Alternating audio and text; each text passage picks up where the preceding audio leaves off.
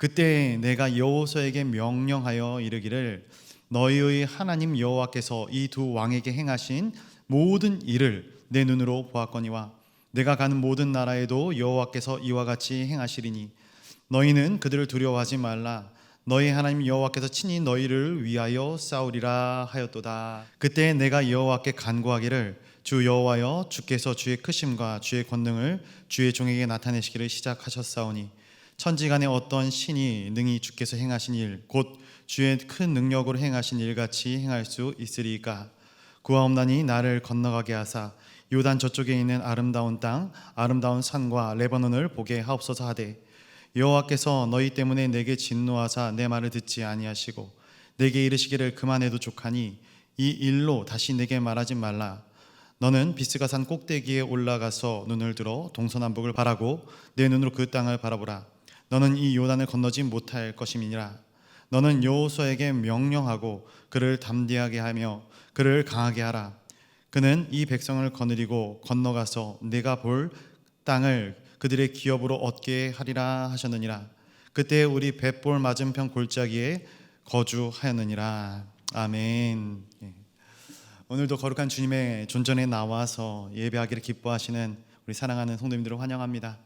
우리가 이 시간 온 마음과 정성을 다하여서 영과 진리로 예배하는 그런 귀한 시간이 되기를 간절히 소원합니다.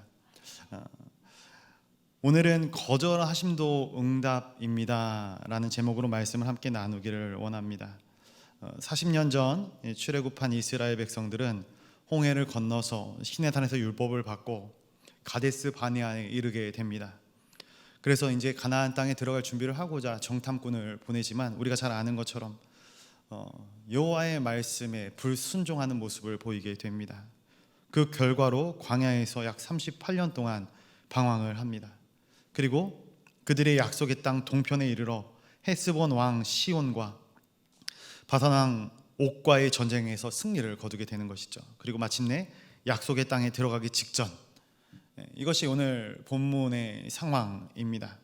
오늘 읽은 이 본문의 말씀의 내용을 크게 한 세 부분 정도로 나눠서 보고자 하는데, 첫 번째 부분이 21절과 22절의 말씀입니다. 제가 읽어드리도록 하겠습니다. 다시 한번 제가 읽어드릴게요. 잘 들어보십시오.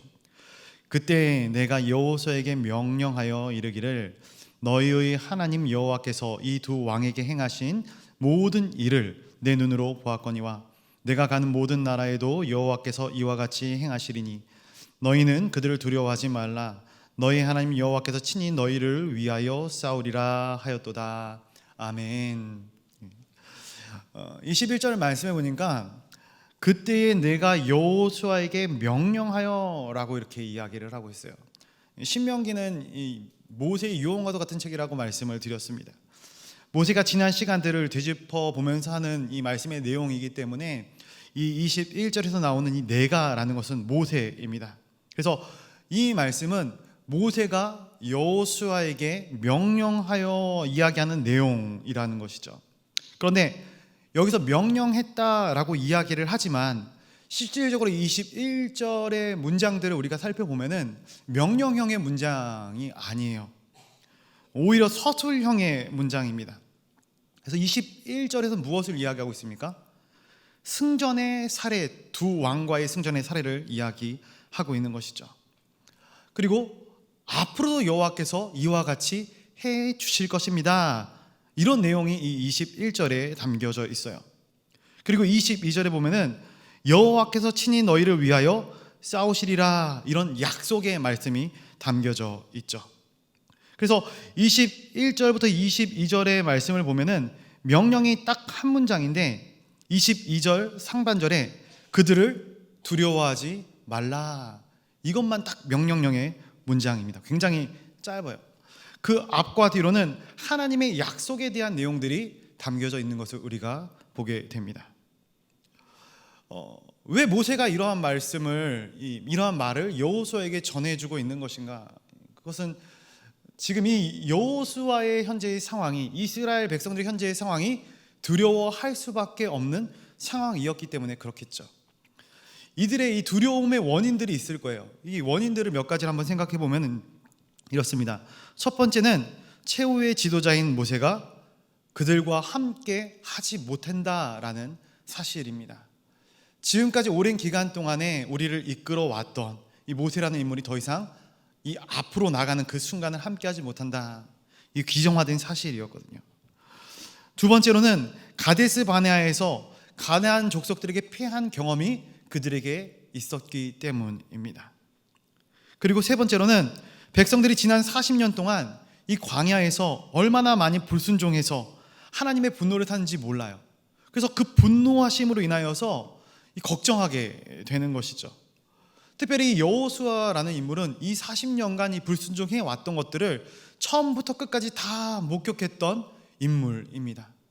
그리고 그것을 짊어지고 나가야 되는 것이 이 여호수아라는 인물의 입장이었어요. 앞으로 이 이스라엘 백성들이 어떻게 나올지에 대한 걱정스러운 부분들이 여호수아에게 있었을 것 같습니다. 네 번째로는 앞으로 약속의 땅에서 만날 이 가나안 백성들, 가나안 군사들은 광야에서 여태까지 자신들이 상대했던 그러한 도적 무리들, 그런 때들과는 상당히 다른 모습을 보이고 있기 때문입니다. 아주 견고한 성 안에 들어가 있는, 그리고 군사력과 방어력을 제대로 갖추고 있는 그곳이 바로 이 가나안이라는 장소였기 때문에 그렇습니다.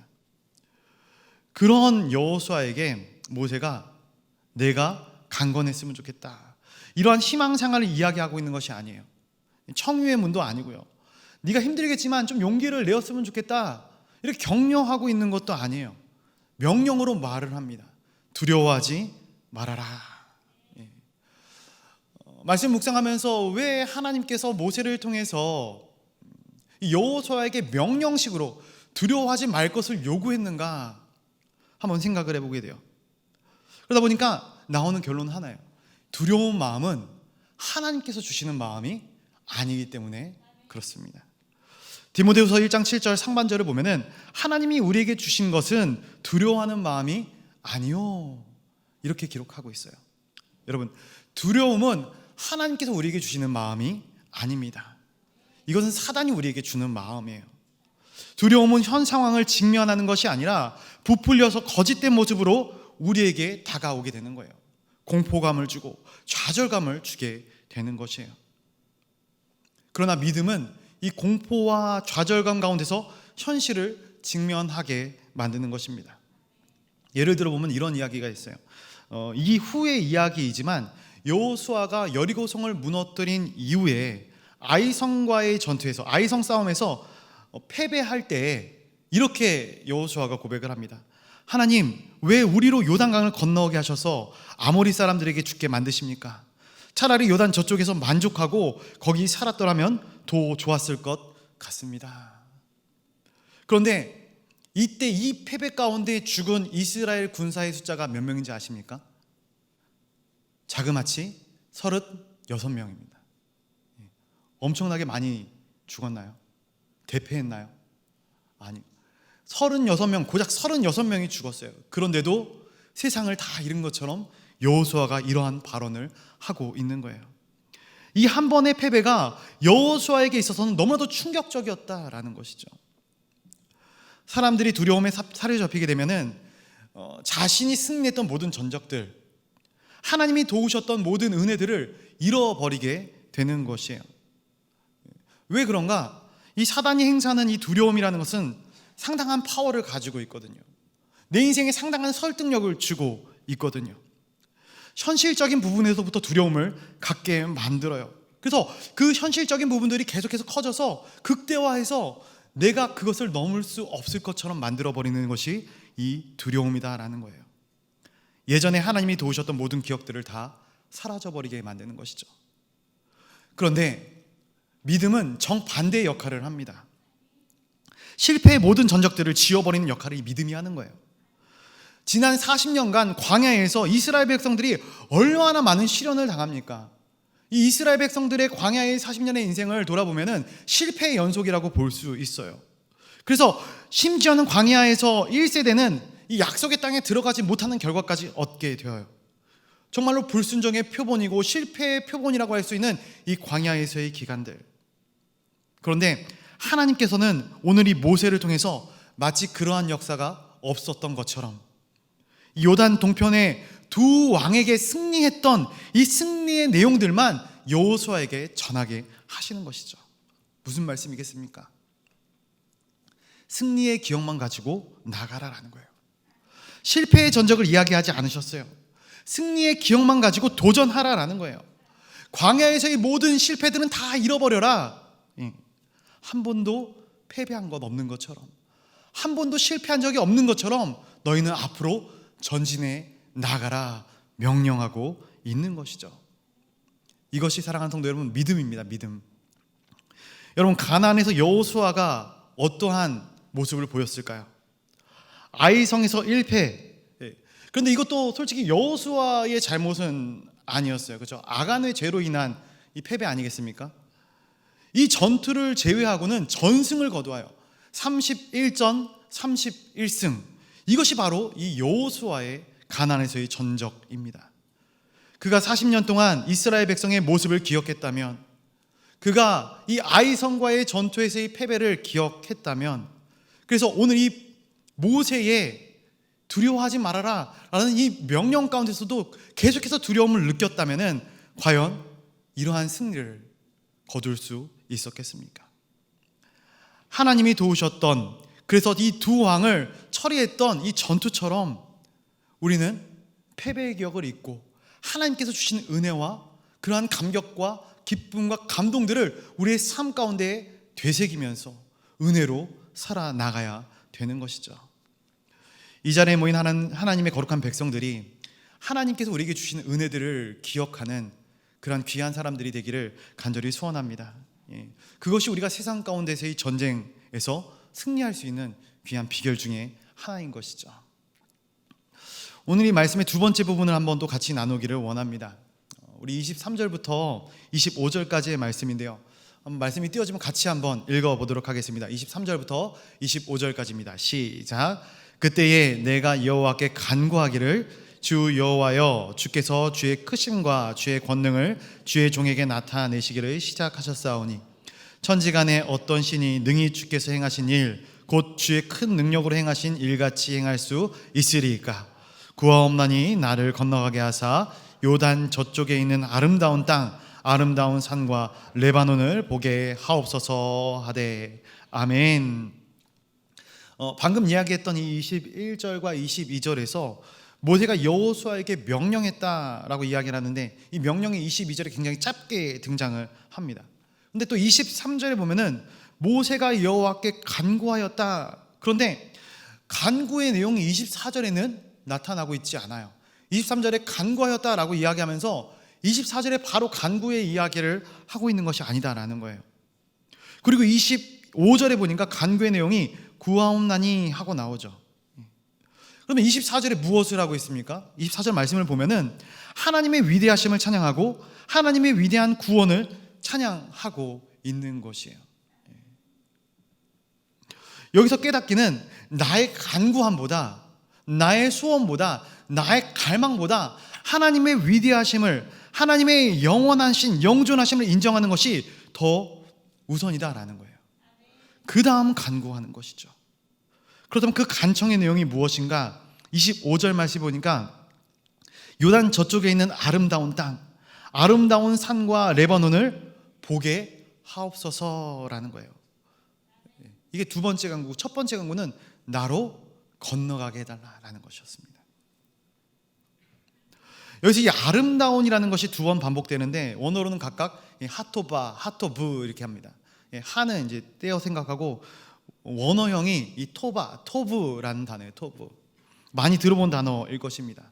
창세기 1장에서 나오는 하나님께서 천지를 창조하실 때 보시기에 심히 좋았더라, 이때 토브라는 단어를 쓰죠. 하나님이 보시기에 지극한 선을 이야기할 때 이 토브라는 단어를 써요. 모세가 간구하고 있는 것이 무엇인가? 하나님께서 이스라엘에게 허락하신 그 아름다운 땅, 그 지극히 아름다운 땅을 나도 보고 싶다라는 거예요. 저도 보고 싶습니다라는 거예요. 하나님, 구원의 역사가 완성되어져 가고 있지 않습니까? 이 얼마나 기쁜 일입니까? 저도 하나님께서 이루고자 하시는, 이루어 가시는 그 구원의 역사의 마지막을 보고 싶습니다. 동참하고 싶습니다. 모세가 간구하고 있는 것이죠. 모세는 지금 극히 나쁜 일을 구하고 있는 것이 아니에요. 어떻게 보면 모세 입장에서는 너무나도 당연하다 생각할 수 있는 권리를 하나님께 간구하고 있는 것이에요. 그러나 오늘 이 모세의 모습을 하나님께서 보실 때는 굉장히 인간적인 모습으로 보셨을 것 같아요. 왜냐하면 이 모세와 같은 영적인 지도자, 특별히 위대한 영적인 지도자는 하나님의 뜻, 하나님께서 이미 자신에게 보여주신 것들을 다 알고 듣고 확신하고 재확인하고 나아가고 있거든요. 그런데 하나님께서 이미 말씀하신 부분에 대해서 이 모세가 번복하고 있는 거예요. 이 자신의 개인적인 문제에 대해서 굉장히 주관적으로 하나님 아버지 앞에 간구하고 있는 모습을 보게 되는 것이죠. 하나님께서는 모세에게 너는 약속의 땅에 들어가지 못한다 말씀을 하십니다. 그럼에도 불구하고 모세는 너무나도 그곳에, 그 땅에, 하나님의 그 역사에 동참하고 싶었던 거예요. 왜 그럴까? 40년 동안 광야를 왜 돌겠습니까? 지금 이 순간을 위해서 도는 것이죠. 지금 약속된 땅이 코앞에 놓여져 있어요. 이 모세 입장에서 얼마나 그 땅이 보고 싶었을까요? 그래서 하나님께 너무나도 간절하게, 간곡하게 하나님의 위대하심을 찬양하면서 간구하고 있는데 하나님이 안 된다 말씀하시는 거예요. 안 된다 말하는데도 불구하고 계속해서 보고 싶은 것이 이 모세의 마음이었다라는 것이죠. 그렇다면 이제 이 본문의 마지막 부분, 하나님께서 이 모세의 기도에 어떻게 응답하셨는가? 우리 26절 말씀을 또 같이 한번 읽어볼게요. 26절입니다. 26절 말씀 보겠습니다. 시작. 여호와께서 너희 때문에 내게 진노하사 내 말을 듣지 아니하시고 내게 이르시기를 그만해도 족하니 이 일로 다시 내게 말하지 말라. 아멘. 하나님, 모세의 간청에 대한 하나님의 응답이 나오고 있어요. 26절에 하나님이 거절하신 부분에 대한 설명을 보면 이렇게 이야기합니다. 여호와께서 너희 때문에 내게 진노하셔서 내 말을 듣지 아니하셨다. 모세의 개인적인 원망에 대한 부분이죠. 너희들 때문에 내 말을 듣지 아니하시고 너희들 때문에 내 기도에 응답하지 아니하시는 것이다. 여러분 정말로 그런가? 정말로 그런가? 저는 이러한 기도의 모습을 보면서, 이러한 응답의 모습을 보면서 정말로 이 모세라는 어떤 위대한 지도자의 연약한 부분을 보게 됩니다. 물론 이 모세의 이야기도, 이 하나님의 이러한 응답적인 부분들도 틀린 면은 없어요. 민수기 20장에 보면은 신광야에서 이 이스라엘 백성들이 물이 없다라고 원망을 하니까 하나님께서 이 반석을 명하여서 물을 내리라고 모세에게 명령하시죠. 그런데 그 하나님의 명령에 대해서 모세가 어떻게 반응을 하는가? 화가 나서 반석을 2번 내리치게 되는 것이에요. 우리가 볼 때 무슨 문제가 있겠는가 이렇게 생각하실 수도 있겠지만 이것이 문제가 됩니다. 왜냐하면 하나님께서 그때 모세에게 말씀하신 부분이 있어요. 민수기 20장 12절에 보니까 여호와께서 모세와 아론에게 이르시되 너희가 나를 믿지 아니하고 이스라엘 자손의 목전에서 내 거룩함을 나타내지 아니한 거로. 뭐라고 이야기합니까? 나를 믿지 아니하였다라는 거예요. 그리고 목전에서, 이스라엘 백성들의 목전에서 하나님의 거룩함을 나타내지 아니하였다라는 거예요. 그 결과 너희는 이 회중을 내가 그들에게 준 땅으로 인도하여 드리지 못하리라 하나님이 못 박아 버리시는 것이죠. 모세의 입장에서 굉장히 억울했을 것 같습니다. 40년 동안 하나님께 원망과 불평을 쏟아내는 그 이스라엘 백성들을 이끌고 여기까지 왔어요. 특별히 이 모세라는 인물은 다혈질의 사람이 아니에요. 굉장히 착한 사람입니다. 민수기 12장에 보면은 모세를 이렇게 평가합니다.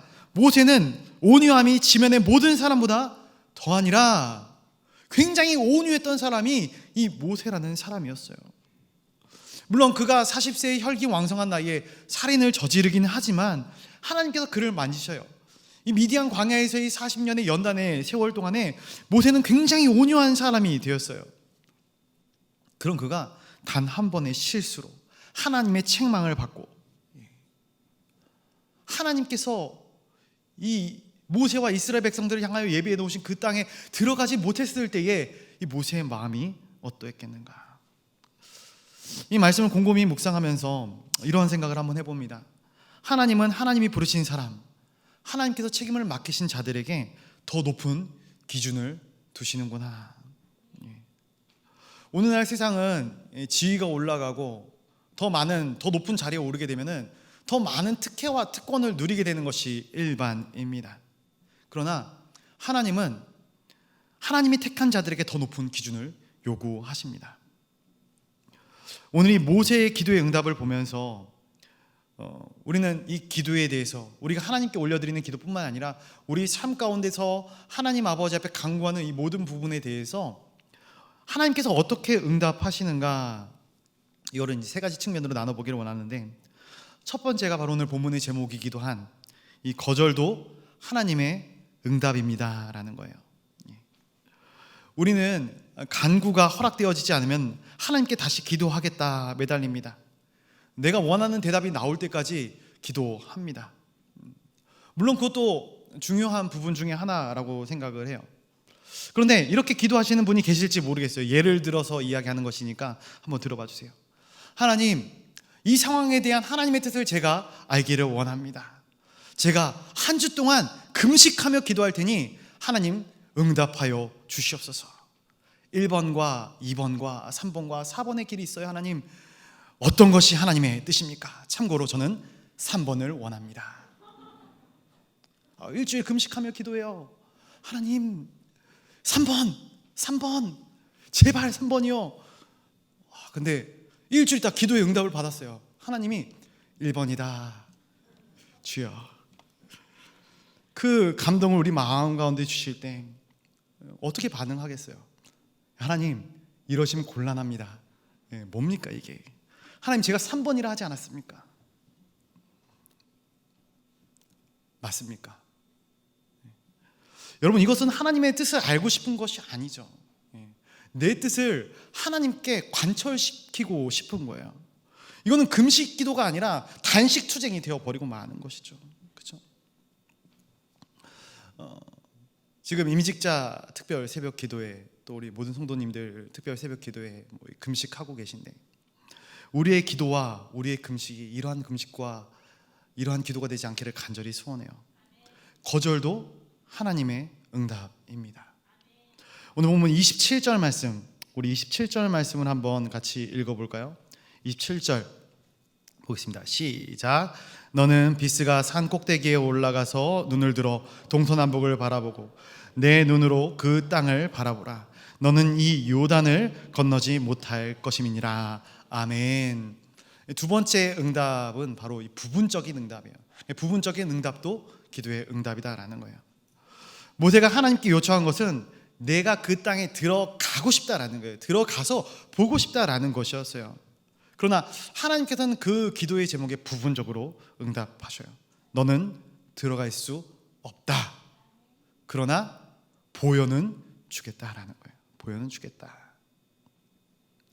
그래서 어디로 올라가라 라고 말씀하시면 비스가 산으로 올라가라 말씀하십니다. 이 비스가 산을 느보산이라고도 이야기를 하는데, 한번 사진 혹시 준비가 됐나요? 한번 띄워보시겠어요? 예, 감사합니다. 이 사진만 그냥 계속 보고 있겠습니다. 네, 한 장 더 준비했는데 어려울 것 같아가지고 여기가 이제 비스가 산, 느보산 꼭대기입니다. 저도 가본 적은 없어요. 예, 가보고 싶습니다. 예.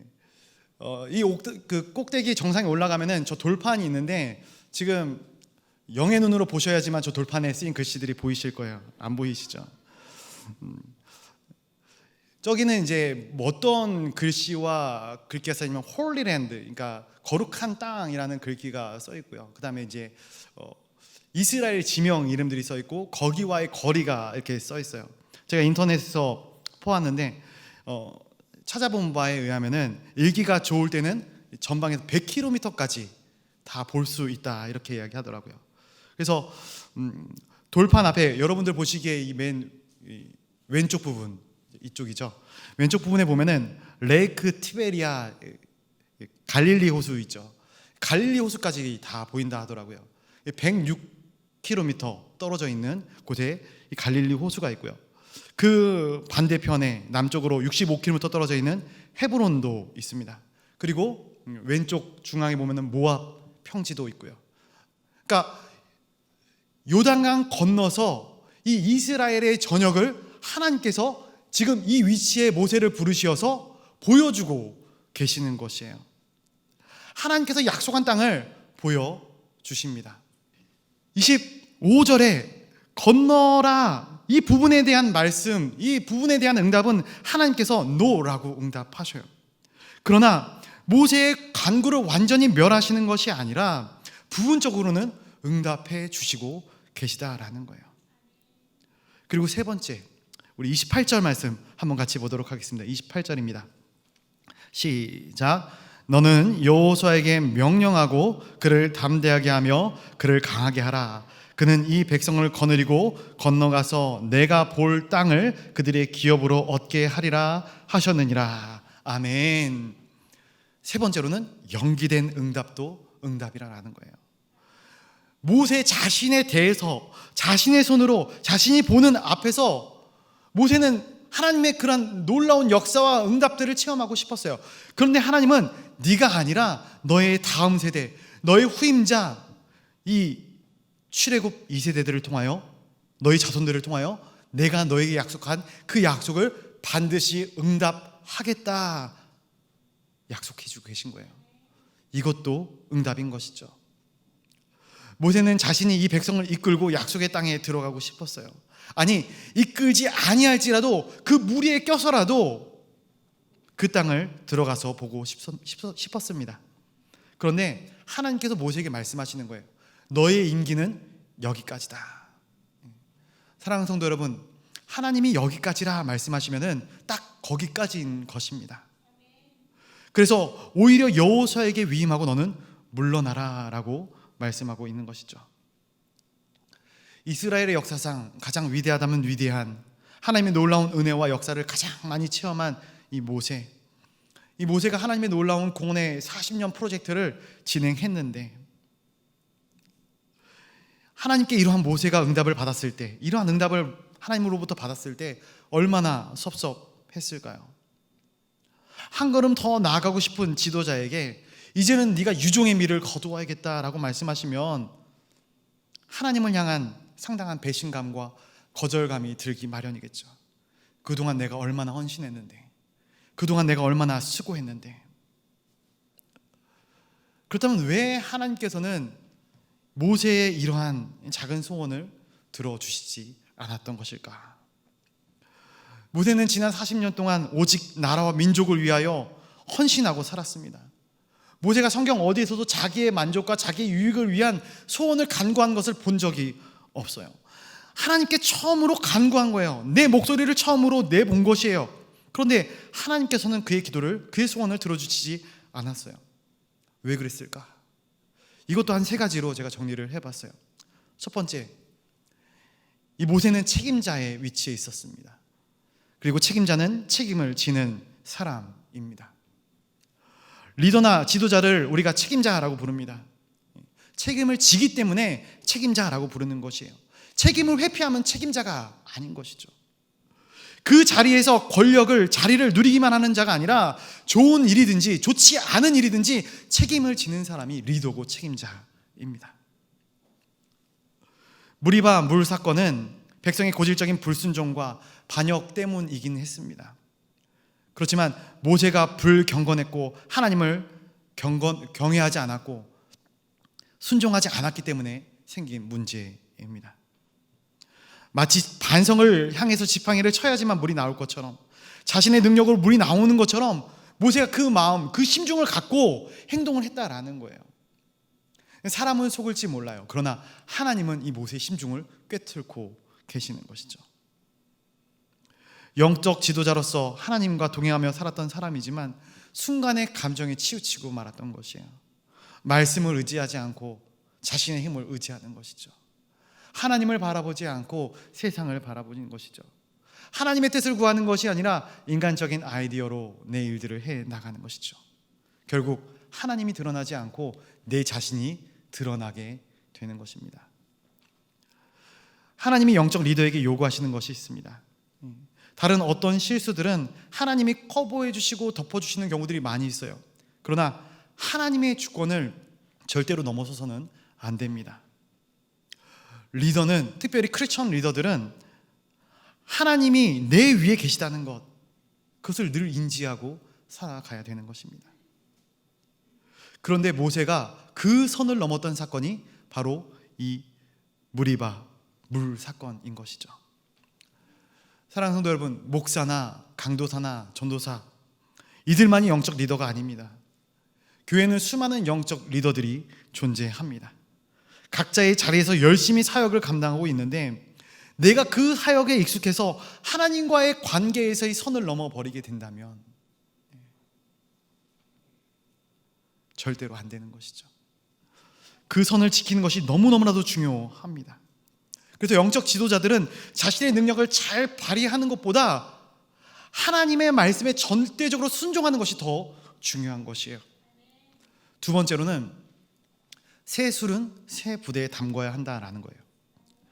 광야의 1세대는 모세가 이끌었지만 2세대는 여호수아가 이끄는 것, 이것이 하나님의 계획표 안에 들어가 있던 그림입니다. 계주 달리기를 예로 들자면 이것입니다. 바톤을 터치하는 라인이 있어요. 그 라인에 이제 전 사람이 힘껏 뛰어가서 그 라인까지 뛰어가서 바톤을 건네야 되는 것이에요. 그런데 전에 뛰던 사람이 나는 쟤보다 더 빨라, 나는 이 바톤을 들고 끝까지 갈 수 있어 라는 마음을 가지고 그 다음 사람에게 바톤을 건네주지 않고 계속 뛰게 된다면 그 레이스는 어떻게 될까요? 실격되는 거예요. 실패하고 마는 거예요. 책임자의 마지막 책임은 후임자를 세우는 것이에요. 이 말씀을 곰곰이 묵상하고 생각하면서 이 리더로서 세 가지를 분별해야겠다 생각을 해보게 됩니다. 첫 번째로는 무슨 일을 해야 될지, 그리고 무슨 일을 하지 말아야 될지에 대한 분별이 있어야 되는 것이죠. 두 번째는 사람에 대한 분별이 있어야 돼요. 같이 일을 해야 하는 사람과 말아야 되는 사람들에 대한 분별. 세 번째로는 시기에 대한 분별입니다. 그 일이 아무리 좋은 일이라고 할지라도 그 일을 할 때가 맞는 것인지 아닌지, 때에 대한 하나님의 마음을 캐치할 수 있는 분별력이 있어야 된다라는 것이죠. 그리고 그 때는 내가 지금 서 있을 때인지 물러서야 할 때인지 모세의 입장에서 말이죠, 분별해야 되는 것이죠. 그래서 하나님께서 모세에게 말씀하시는 것입니다. 그 다음 리더를 담대하게 하고 강하게 하라. 이 말은 즉 이 다음 리더에게 격려하고 힘을 실어주라는 말입니다. 그리고 세 번째, 사명자는 사명을 위해 존재해야 된다라는 거예요. 만약에 모세가 이런 생각을 해봐요. 하나님이 이 모세의 간구를 들으셔서 이 가나안 땅에 들어갔다라면은 어떻게 됐을까? 모세가 리더가 아니고 여호수아를 리더로 세운 채 따라가게 됐다면 과연 여호수아의 온전한 리더십이 세워졌을까? 사람들이 젊은 여호수아에게 가서 이야기를 했겠습니까? 아니면 모세에게 가서 이야기를 했겠습니까? 당연히 모세에게 가서 물어보지 않았겠습니까? 광야라는 이 영역이 모세의 리더십이 필요한 영역이라면은 이 가나안은 이 여호수아의 영역입니다. 광야같이 끝없이 펼쳐진 이 어떤 반복된 땅을 돌고 도는 이것 가운데 이 모세의 인내심이 빛을 발하는 리더십을 가지고 있다면 호전적이고 끊임없이 전쟁을 해서 승리해야 되는 이 가나안 땅에서는 젊은 피 여호수아 같은 리더십이 필요했다라는 것이죠. 하나님은 가장 적합한 하나님의 때에 가장 적합한 하나님의 사람을 들어서 사용하신다라는 것을 보게 됩니다. 우리는 그 시점에 대한 이해와 인정이 필요한 것이죠. 말씀을 다 전했습니다. 말씀을 정리하면서 맺고자 합니다. 말씀을 준비하면서 이 모세의 삶을 계속해서 묵상을 해봅니다. 처음에는 이 모세가 굉장히 섭섭했겠다라는 생각을 했어요. 그런데 말씀을 묵상하면서 계속 생각해 보니까 묵상하면 묵상할수록 이 모세가 섭섭했겠다라는 생각보다 하나님께서 모세를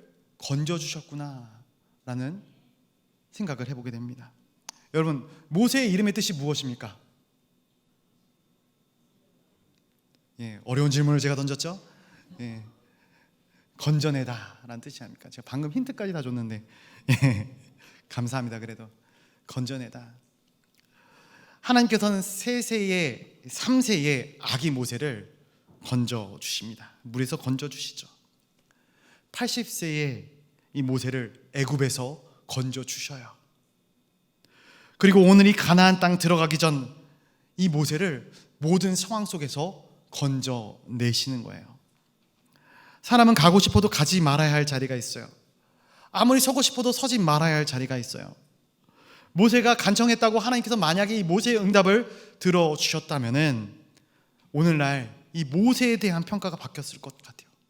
과연 모세를 위대한 민족의 지도자로 사람들이 기억하고 있겠는가? 약속의 땅에 따라 들어가서 자기의 이미지도 망치고 후임자에게 잔소리하고 사람들에게 영적인 권위는 무너져버리는 그런 엉망인 인생을 살지는 않았을까? 우리가 어떻게 모세를 기억하겠습니까? 그런데 하나님께서는 모세를 엉망이 되게 만들어 놓지 않으셨어요. 유종의 미를 거둘 수 있도록 그를 건져 주신 것이죠.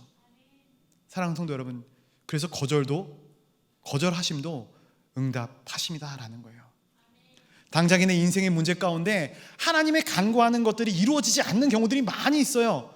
그러나 우리가 다 세밀하게 그런 부분들을 뜯고 살아가다 보면 하나님이 나를 건져주셨구나, 하나님이 나를 선하게 대하여 주셨구나, 하나님의 미련함이 나의 지혜로움보다 더 지혜롭다는 사실을 기억하시기를 바랍니다. 사랑하는 성도 여러분, 하나님께서 모세의 인생을 선한 길로 인도하셨던 것과 같이 우리가 때로는 거절의 응답을 받을 수도 있겠지만, 그러나 그 모든 것들을 통해서 하나님께서는 우리의 인생이 가장 선하고 아름다운 길을 만들고 이루어 나가시는 분임을 기억하시기를 간절히 소원합니다. 그 하나님을 오늘 하루도 내 평생에 찬양하는, 기억하는 하나님의 거룩한 권속들이 다 되시기를 주님의 이름으로 간절히 축원드립니다. 기도하겠습니다.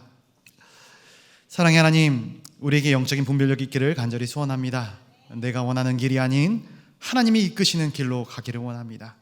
내가 더 가고 싶다 할지라도 하나님이 멈추라 말씀하신다면 멈출 수 있는 지혜를 더하시고, 그것이 내 마음 가운데 거절감이나 섭섭함이 아닌 하나님의 선하심과 우리를 통한 귀한 축복의 쌓임을 깨닫는 지혜가 있게 하여 주시옵소서.